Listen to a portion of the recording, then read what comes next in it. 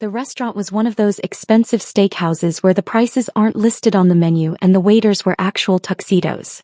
My brother Mike had chosen it, which should have been my first warning that something was wrong. Mike never paid for dinner, let alone picked places where appetizers cost $40.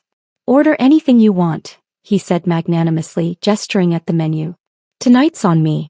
We're celebrating." Across the table my parents beamed at him. My sister Jennifer looked impressed. Even my Uncle Paul, who never approved of anything anyone did, was nodding with something approaching respect. "Celebrating what?" I asked carefully. "You'll see." Mike's smile was wide, confident, the smile of someone who believed they'd done something extraordinarily clever. "Let's eat first. I want to do this properly." I should have left then.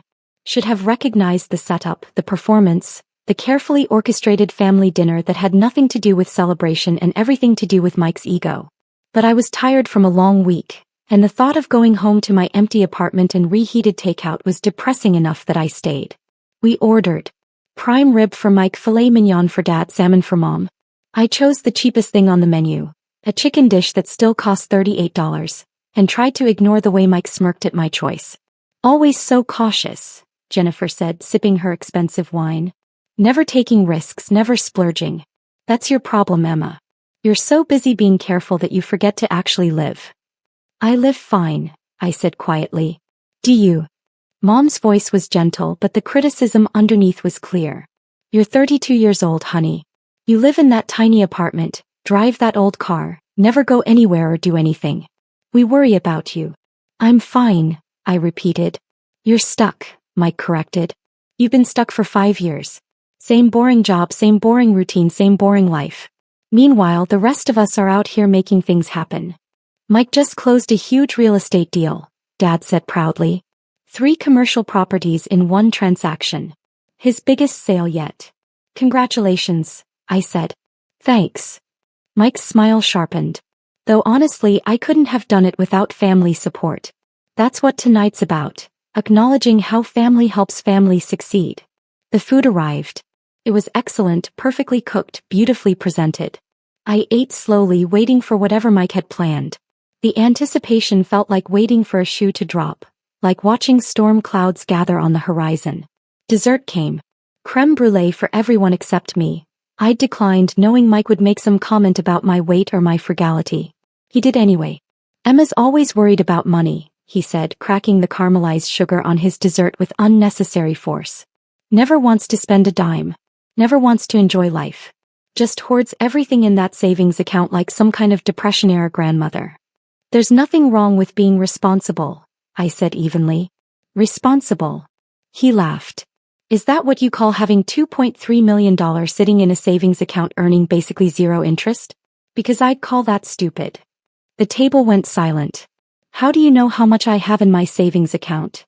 I asked, my voice very calm despite the ice flooding my veins. "Because I checked," Mike said, pulling a folded paper from his jacket pocket. "Had to verify the funds before I could make the transfer." "What transfer?" He unfolded the paper with a flourish, holding it up like a trophy. It was a bank transfer receipt. My bank. My account number. A transfer of $2,287,543.18 to an account in Mike's name. "Finally put your money to good use," he announced, waving the receipt. "You can thank me later." The family applauded. Actual applause, like Mike had just performed a magic trick instead of committing a federal crime. "What did you do?" I asked, still in that unnaturally calm voice I'd learned to use in crisis situations. "I invested your money properly," Mike said proudly. "That commercial real estate deal I mentioned? I used your savings as the down payment. 20% down on a $11.5 million purchase. The returns are going to be incredible. We're talking 15 to 20% annually once the properties are developed." "We?" I repeated. "You and me. Partners." He grinned. 60-40 split. I get 60% since I found the deal and I'm doing all the work, but you get 40% of the profits just for providing the capital. You should be thanking me. In 5 years your $2.3 million will be worth at least $4 million. How did you access my account?" I asked. "You left your banking login information on Mom and Dad's computer 3 years ago," he said. Remember when you were paying bills during the holidays and used their laptop? You saved the password. I found it last month when I was helping Dad with something. Figured it was a sign. A sign to steal from me? Not stealing, he corrected, his smile faltering slightly. Investing. For both of us. You're so risk-averse, so scared of everything. I knew you'd never agree to do something smart with that money. So I made an executive decision. As family. To help you. Mike's always looking out for his sister, Mom said warmly. This is wonderful, honey. Finally your money is doing something productive instead of just sitting there. Emma never would have invested it herself, Dad agreed. She's too afraid of losing it. Mike did her a favor. I carefully set down my fork and pulled out my phone. I had 3 missed notifications, all from the last 10 minutes. I opened them. The first was from a number I'd memorized 5 years ago. Transfer detected. Tracking initiated. Stand by. The second was from a different number. Suspect account identified. Funds frozen. The third was from a name I knew very well. Special Agent Rebecca Torres, FBI Cybercrime Unit. 8 minutes. Maintain position. I looked up from my phone to find my entire family staring at me. Everything okay? Jennifer asked. Fine, I said. Just checking something. Probably checking her account balance, Mike laughed. Freaking out that the money's gone. Emma, relax. I'll send you monthly statements. You can track the investment returns. How did you transfer that much money? I asked. Most banks have daily transfer limits. Security holds on large transactions. I spread it out over 3 days, Mike said proudly. Transferred $750,000 each day, then the remainder this morning. Took some planning, but I made it work. You accessed my account multiple times over 3 days. Had to. Like I said, security limits. He was still smiling, still completely oblivious. The bank called once to verify, but I just said I was you. Said I was making an investment. They bought it. You committed bank fraud, I said quietly. I committed smart investing, he corrected. There's a difference. No, I said. There really isn't. Uncle Paul cleared his throat. Emma, I know you're upset, but Mike really did you a favor here. That money was just sitting there. Now it's working for you. That's good financial management. Plus, you get to be part of Mike's success, Jennifer added. His business is taking off. He's going to be a millionaire. And you get to share in that because he was generous enough to include you. Generous, I repeated. Very generous, Mom confirmed. A 60-40 split when he's doing all the work? That's more than fair, Emma. You should be grateful. I checked my phone again. New message, 3 minutes. The thing is, I said conversationally, that account you accessed wasn't actually my personal savings account. Mike's smile dimmed slightly. What do you mean? I mean it's not my money. Of course it's your money. It's in your name. It's in my name, I agreed. But it's not my money. It's evidence. The table went very quiet. Evidence of what? Dad asked slowly. I can't tell you that, I said. It's classified. But I can tell you that the account you just emptied, Mike, is a federal evidence account maintained by the FBI as part of an ongoing cybercrime investigation. I'm the custodian of record because I work for the FBI. That $2.3 million is tagged, tracked, and monitored by the cybercrime unit. Mike had gone pale. You work for the FBI? I'm a senior digital forensics analyst, I said. Have been for 5 years. The boring job, and tiny apartment, are part of my cover.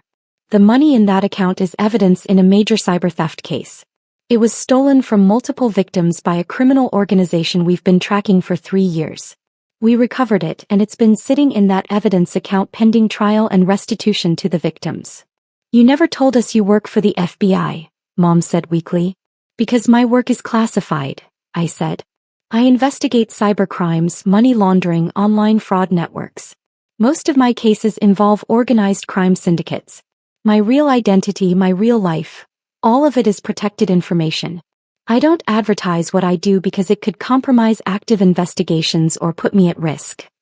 So that money, Jennifer trailed off, is federal evidence, I confirmed. Tagged with tracking algorithms. Every movement of those funds is monitored in real time by our systems. The moment Mike initiated the first transfer 3 days ago, alarms went off. The cybercrime unit has been tracking every transaction since then, documenting everything, building a case. A case against who? Mike whispered. Against whoever stole federal evidence, I said. Which would be you. Mike's face had gone from pale to gray. I didn't know.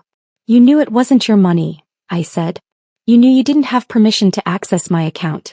You knew you were transferring funds without my authorization. Those facts don't change just because you didn't know the money was federal evidence. But I thought I was helping. You thought you were stealing, I corrected quietly. You found my login information and instead of telling me about the security breach, you used it to access my account multiple times over 3 days, transferring over $2 million to yourself without my knowledge or consent. That's theft, Mike. That's bank fraud. And because the money happens to be federal evidence, it's also obstruction of justice. The restaurant had gone oddly quiet around us. I glanced around and realized why. 4 people in business attire had entered and were positioned near our table. I recognized Rebecca Torres immediately, her FBI credentials already visible on her belt. That's them, she asked me quietly. That's him, I said, gesturing to Mike. Michael Torres, my brother. He initiated the transfers. You called the FBI? Mom's voice was shrill. On your own brother? I didn't call them, I said. I didn't have to. The transfers triggered automatic alerts. The cybercrime unit has been monitoring this since the first transaction 3 days ago. Rebecca stepped forward, her badge now in her hand. Michael Torres? Mike couldn't speak. He just nodded. I'm Special Agent Rebecca Torres, FBI Cybercrime Unit. You're under arrest for theft of federal evidence, bank fraud, identity theft, and obstruction of justice. Stand up, please. Wait, Dad said desperately, standing up. Wait, this is a misunderstanding. He didn't know. Sir, sit down, one of the other agents said firmly. Everyone remained seated except Mr. Torres. Mike stood slowly, his legs shaking. Emma, please. Tell them it was a mistake. Tell them I didn't mean. You meant to steal $2.3 million, I said. You planned it for days. You executed it deliberately. The only mistake was thinking you could get away with it. Rebecca handcuffed him efficiently. You have the right to remain silent. Anything you say can and will be used against you in a court of law. The restaurant's other patrons were openly staring now. Our family sat frozen, watching as Mike was read his Miranda rights in the middle of an expensive steakhouse. What about the real estate deal? Mike asked desperately as Rebecca began leading him away. I put the money down. It's in escrow. The deal closes next week. The funds have been frozen, Rebecca said. The escrow account has been seized. The deal is void. And the $2.3 million will be returned to FBI custody within 24 hours. But I'll lose the deposit. You'll lose a lot more than that, Rebecca said. You stole federal evidence. You're looking at 10 to 20 years in federal prison. They let him out. The restaurant was completely silent now, everyone watching as my brother was escorted out in handcuffs. I turned back to my family. Mom was crying. Dad looked like he'd aged 10 years in 10 minutes. Jennifer and Uncle Paul just stared at me in horror. You let them arrest him, Mom whispered. Your own brother.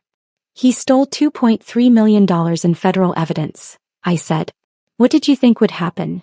We thought you'd fix it. Dad shouted. You work for the FBI. You could have stopped this. No, I said calmly. I couldn't. And I wouldn't. Mike committed serious federal crimes. Multiple crimes. He accessed protected systems, stole tagged evidence, committed bank fraud, and attempted to hide the proceeds in a commercial real estate transaction. Those crimes don't disappear just because we share DNA. But he's your brother, Jennifer said. And he's a criminal, I replied. He found my login information and instead of telling me about the security breach, which would have been the right thing to do, he exploited it to steal millions of dollars. He planned this. He executed it over multiple days.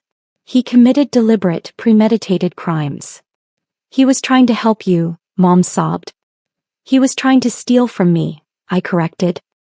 He just wrapped it in language about investing and family and helping to make himself feel better about it. But the truth is simple. He found access to money that wasn't his and he took it. You could have warned him, Uncle Paul said. You could have told him what that money was before he used it. I couldn't tell him anything, I said. My work is classified. The existence of that account is classified. The investigation it's connected to is classified. I'm legally prohibited from discussing any of it with anyone who doesn't have clearance. Not even family? Especially not family, I said. Because family can be leveraged. Family can be manipulated. Criminal organizations target investigators' families specifically because they know people will compromise their principles to protect loved ones. So you just let him walk into a trap? Dad demanded. Mike walked into a crime, I said. All by himself. Nobody forced him to access my account. Nobody made him transfer the money. Nobody told him to commit fraud. He did all of that on his own because he saw an opportunity and took it. The waiter appeared hesitantly. The check, sir. Dad looked at him blankly. Mike was paying. Mike is in FBI custody, I said. I'll get it. I pulled out my personal credit card and handed it to the waiter. The bill was $847.63. I paid it without flinching, left a generous tip, and stood up. Where are you going? Mom asked. Home, I said. I have a long debrief tomorrow. I'll need to document everything that happened tonight for the investigation report. You're just leaving? Jennifer looked stunned. Your brother was just arrested and you're just walking away? Yes, I said simply. Because there's nothing more I can do here. Mike will be processed, arraigned, and assigned a federal public defender. He'll likely be denied bail given the severity of the charges. Then he'll await trial. How long? Dad's voice was hollow. The trial? 6 months to a year probably. Federal cases take time. And prison. If convicted, which he will be, the evidence is overwhelming, he's looking at 10 to 20 years. He'll probably serve 8 to 12 with good behavior. Mom made a sound like a wounded animal. He stole $2.3 million in federal evidence, I said again more gently this time. What did you expect? A slap on the wrist? Fine. These are serious crimes with serious consequences. He's your brother, Mom repeated like it was a magic phrase that could change reality. I know, I said. But that doesn't change what he did. It doesn't change the law. And it doesn't change the consequences. I left them sitting there in the expensive restaurant, surrounded by the remains of the celebration dinner that had turned into a crime scene. The FBI field office was 20 minutes away. I drove there in silence, my mind already shifting into work mode, compartmentalizing the personal from the professional. Rebecca was waiting in the interview room when I arrived. You okay? I'm fine, I said. That was your brother. I know. He studied me for a moment. Most people would be more upset. I'm upset, I said. But I'm also a professional. Mike committed crimes. I did my job. Those two things don't cancel each other out, but they also don't change each other. Fair enough. She slid a tablet across the table. I need your statement. Everything that happened tonight, everything he said. We'll use it in the prosecution. I spent 2 hours documenting everything. Mike's confession about finding my login information. His admission about spreading the transfers over 3 days to avoid security limits. His statement about impersonating me to the bank. His description of the real estate deal. All of it would be used against him. This is a strong case, Rebecca said when I finished. Maybe the strongest slam dunk I've seen in 5 years. Your brother basically confessed to everything in front of 8 witnesses in a public restaurant. He didn't think he was confessing, I said. He thought he was bragging. He genuinely believed he'd done something clever. He did something incredibly stupid, Rebecca corrected. Stealing federal evidence? Accessing FBI systems? That's not clever. That's a one-way ticket to federal prison. I know. Are you going to visit him? I thought about it. Probably not. That's cold. That's honest, I said. Mike has spent our entire lives treating me like I was stupid, worthless, a failure. He mocked my career, my choices, my life. He thought I was pathetic. And then, when he found what he thought was my money, he stole it without a second thought because he believed he deserved it more than I did. So this is revenge?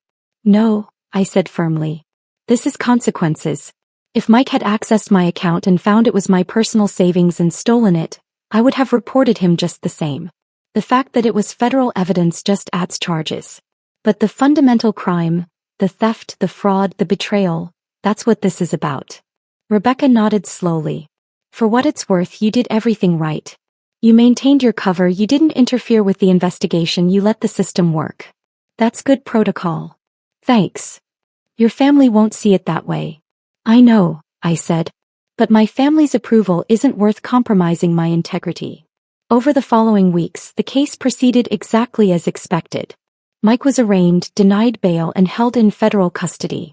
His lawyer tried to argue ignorance. He didn't know the money was federal evidence. But it didn't matter. The theft charges alone were enough. My family tried calling me 247 times in the first week. I blocked their numbers after the 15th voicemail calling me a traitor, a monster, and various creative profanities. Mom sent an email.